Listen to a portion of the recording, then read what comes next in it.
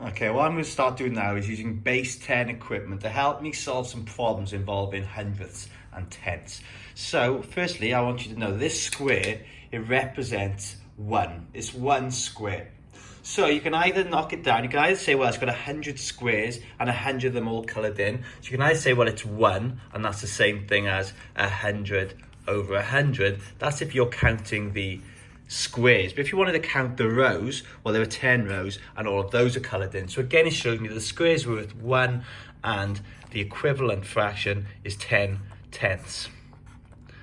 Okay, so these are two ways of looking at this representing 1. So if we think about it in those terms, this here, well, it's 1 out of 100. So I'm going to log that.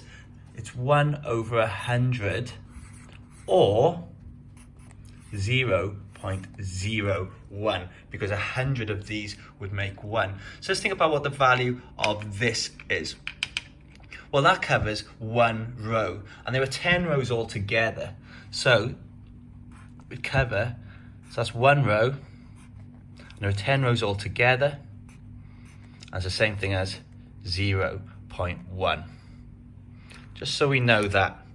Okay, so every one of these is worth 0.1 or 1/10, and every one of these is worth 0.01 or a 1/100th. Okay, so let's use that to help us solve these problems. I've got to decide, is this side bigger than this side? I've got to compare them. I'm going to use mathematical symbols to do that.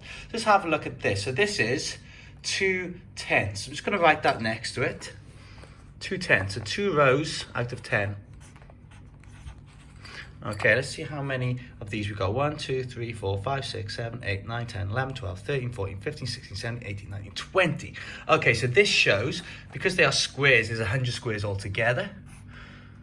This shows 20 over 100. Okay, well, I know that these two things are exactly the same. There are 20 squares here and 20 squares here. So it can be shown as 2/10 or 20 over 100. So I know that those two things were equal to each other. So 2/10 and 20/100 are equal. Now, if I was to add, say, 2 more of these, well, then this now would become 22/100. Oh, let me just write that clearly. Okay, that would become 22/100. Now, all of a sudden, this side is bigger. So I would use a different mathematical symbol for this.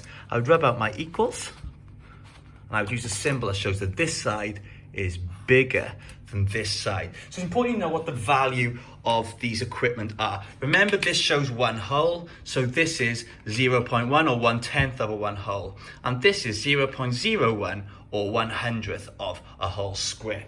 Now use this to help you solve the questions on the next page.